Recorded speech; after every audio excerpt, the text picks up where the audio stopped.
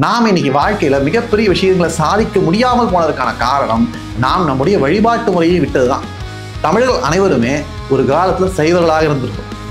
எல்லாருக்குமே ஒரு அனுட்டானம் வந்திருக்கு. காலை மதியம் மாலைன்னு சொல்லிட்டு சிவ பூஜை செய்வதாகட்டும் அல்லது ஏதோ ஒரு பூஜை வந்து அவங்களுடைய குரு சொல்லி கொடுத்துட்டு போயிருப்பார்.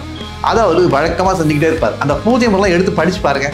அதுல இருக்கக்கூடிய விஷயத்தெல்லாம் படிக்கும்போது ஆச்சரியமா இருக்கும். என்னன்னா காலையில வந்து சொல்லுவோம், நான் இது வரைக்கும் செஞ்ச விஷயங்கள், நேற்று இரவு தூங்குறதுலேருந்து இப்போ காலையில் வந்ததுலேருந்து இது எல்லாத்தையும் இறைவனை சமர்ப்பிக்கிறேன். இதில் ஏதாவது குறை இருந்தால் மன்னிச்சுக்கோ, இது நான் இந்த வாழ்க்கை கொடுத்தவனுக்கு என் நன்றி, இது இறைவனுக்கு சமர்ப்பிக்கிறேன் அப்படின்னு நம்ம தனியாக எடுத்து கீழே பார்க்கணும். இதே போல தான் மதியம், இதே போல தான் சாயங்காலம். ஒரு நாளில் என்ன இருக்குது, 3 பொழுது இருக்குது. இந்த 3 பொழுதுமே நீங்கள் வந்து இறைவனை பற்றி சிந்திக்கிறீங்க. அந்த செய்யக்கூடிய வினையில் உங்களுக்கு சம்மந்தம் இல்லைன்ற விஷயத்தை வந்து உங்களுக்குள்ளே சொல்லிக்கிறீங்க. அப்படிப்பட்ட ஒரு செயல்பாடு இருந்துகிட்டே இருக்கீங்கன்னா அப்போ யோசிச்சு பாருங்க, நம்ம வந்து ஏகப்பட்ட விஷயங்களோட குழம்பக்கூடிய வாய்ப்பே வராது. நம்ம இப்போ சொல்கிறோம் இல்லையா, எனக்கு மனசு வந்து ரொம்ப வலிக்குது, அவன் என்னை இவன் சொல்லிட்டான், இவன் அப்படி சொல்லிட்டான்ட்டு. இந்த விஷயங்கள் எல்லாமே கிட்டத்தட்ட ஒரு 98% குறைஞ்சிரும். நீங்கள் ஒருவேளை உங்களுடைய வழிபாடு ஒழுங்காக செஞ்சுருந்தீங்க அப்படின்னா.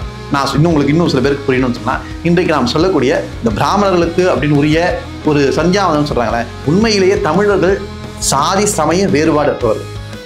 ஆனால் நாம் ஒவ்வொருத்தருக்கும் ஒரு பழக்கம் இருந்திருக்கு. அந்த பழக்கம் நம்ம வாழ்க்கைக்கு நெறிமுறைக்கு வழிவகுத்திருக்கு. அந்த நெறிமுறையை வழிவகுக்கக்கூடிய பிரிவாக தான் இருந்துமே தவிர உயர்வு தாழ்வு அப்படின்றது கிடையாது. ஆக நாம நம்முடைய நெறிமுறையை பின்பற்றணும். ஒவ்வொருத்தருக்கும் ஒரு வழிபாடு வைத்துக் கொள்ளுங்கள். அந்த இறை வழிபாட்டில் இப்படிப்பட்ட நல்ல கருத்துலாம் இருக்கும். அதெல்லாம் நம்ம ஒருவேளை பண்ணிக்கிட்டு இருந்தோம் அப்படின்னா இன்னைக்கு நம்ம இவ்வளவு கஷ்டப்பட வேண்டிய அவசியம் இல்லை அப்படின்றது என்னுடைய கருத்து. ஏன் அப்படின்னு பார்த்தீங்கன்னா, ஒவ்வொரு வழிபாட்டின் பொழுதும் நாம வந்து நமக்கு தேவையான சக்தியை சேர்த்து வச்சுக்கிறோம். அப்படி சேர்த்து வச்சுக்கும் பொழுது நம்ம பணிபுரியும் போது இன்னும் நல்லா பணிபுரிவோம். நம்ம நல்லா பணிபுரியும் நிச்சயமா அந்த வேலை நல்லா தான் நடக்க போகுது. வேலை நல்லா தான் நடக்கும்போது நம்ம நிச்சயமா சிறப்பாக தான் வாழ போகிறோம். ஆக நாம அந்த வழிபாட்டையும் நம்முடைய வாழ்க்கையில மீண்டும் கொண்டு வந்துட்டோம் அப்படின்னா நிச்சயமா நம்ம வாழ்க்கை மகிழ்ச்சிகரமாக போகும்ன்றது சந்தேகமே கிடையாது. நல்லா இந்த விஷயத்தை வச்சுக்கோங்க. மக்கள் அனைவரும் யோசிக்க வேண்டிய விஷயம் என்னன்னா, சாதி சமய வேறுபாடுகள், உயர்வு தாழ் வேறுபாடுகள் கிடையாது. ஆனால் சைவத்தில் இருக்கக்கூடிய ஒரு விஷயம் என்ன, நம்ம அனைவருக்குமே ஒரு சார்பான வாழ்க்கை நெறிமுறையை வகுத்து கொடுத்துருக்காங்க. அதை நம்ம பயன்படுத்திக்க தெரியாமல் முடிச்சுக்கிட்டு இருக்கோம். இன்றைக்கு இருக்கக்கூடிய அரசியல் காலத்தில் நம்மளை வந்து பிரிக்கணும் அல்லது நம்மளை வந்து ஆளணும் அப்படின்னா இப்படிப்பட்ட இந்த பாகுபாடுகளை உருவாக்கி, இவர் உயர்வு இவர் தாழ்வு, அதனால தான் உன்னால் எதுவும் பண்ண முடியலன்ற ஒரு சில விஷயங்களை உருவாக்கி அதை வந்து செய்யறதுனால அது நமக்கு வந்து பயனே கிடையாது. சரி, இப்போ இறை வழிபாடு இருக்குன்னா அது எப்படி செய்யறது, அது செய்யணும் அப்படின்னா அது செஞ்ச பிறகு எனக்கு என்ன பலன் கிடைக்கும், அந்த பலன் கிடைச்ச பிறகு என்னால் தத்துவ விசாரணை செய்ய முடியுமா, தத்துவ விசாரணை செஞ்சானா எனக்கு என்ன கிடைக்கும் அப்படின்ற மாதிரி நம்ம யோசிச்சுக்கிட்டே போவோம்.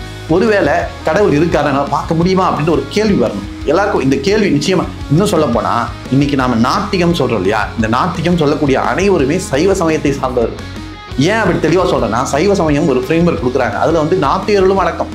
உனக்கு அப்ப கடவுளை பத்தி கேள்வி கேட்க ஆரம்பிக்கிற இல்லையா, அப்ப நீயும் வா, நீயும் எனக்குள்ள அடக்கம் தான், நீ அந்த இறைவனை பற்றி தேடக்கூடிய ஆளா இருக்கு, அப்ப நீ மான் ஒரு மிகப்பெரிய அளவுல ஒரு பரந்த மனப்பான்மை இருக்கக்கூடிய சைவ சமயத்தை நாம் கடைபிடிக்காதது கூட ஒரு காரணம் நாம் வெற்றியாக இருக்கு. இது ஒரு சில பேர் யோசிக்கலாம், இது நம்ம பழம் பசுமைத்தனமா இருக்கே, இது ஒரு காரணமா அப்படின்னா நிச்சயமா இது ஒரு காரணமா இருக்கிறதுக்கான வாய்ப்புகள் அதிகமாகவே இருக்கு. அதுக்கான காரணம் நாம அன்றாட வாழ்க்கையில என்ன செய்யணும்ன்றது தெளிவில்லாம போறதுக்கு நம்ம சமுதாயம் ஏகப்பட்ட சிக்கல்களை உருவாக்கியிருக்கு. இன்னைக்கு நாம இதெல்லாம் ஒரு செஞ்சா அவன் என்ன நினைப்பானோ இவன் நினைப்பானோ யோசிச்சு நாம நம்முடைய கலாச்சாரத்தையும் நம்முடைய பழக்கத்தையும் நம்முடைய வலிமையையும் நம்முடைய மொழியையும் நம்முடைய சமயத்தையும் நம்முடைய இறை நம்பிக்கையையும் நம்முடைய மகிழ்ச்சியையும் நம்முடைய ஞானத்தையும் இழந்து நிற்கிறோம் அப்படின்றதுதான் இன்றைக்கு நாம பார்க்கக்கூடிய நிலை. அந்த நிலை மாறுச்சு அப்படின்னா நிச்சயமா நாமும் வெற்றி அடைய முடியும். நம்பிக்கை கொள்வோம், நிச்சயமாக நமக்கு வெற்றி கிடைக்கும். இதுபோல அருமையான கருத்துக்களுக்கும் கதைகளுக்கும் கார்த்திக் குமரன் இம்ப்ரெஷன்ஸ் என்ற யூடியூப் சேனலை சப்ஸ்கிரைப் செய்து வைத்துக் கொள்ளுங்கள். கீழே இருக்கக்கூடிய கருத்துரை பெட்டியில உங்க கருத்துக்களை பதிவிடுங்க. அந்த கருத்துக்கள் இருந்து ஏதாவது தலைப்பு நீங்க பேசணும் அப்படின்னா அதற்கான ஒரு ஏற்பாடுகளும் நம்ம செய்வோம். அந்த தலைப்பை நம்ம பேசுவோம், அதை பற்றி சிந்திப்போம். நாம் அனைவருமே ஒன்றாக வளருவோம். மீண்டும் உங்களை அற்புதமான கருத்துடன் சந்திக்கிறேன். மீண்டும் நாம் சந்திப்போம், சிந்திப்போம். நன்றி, வணக்கம்.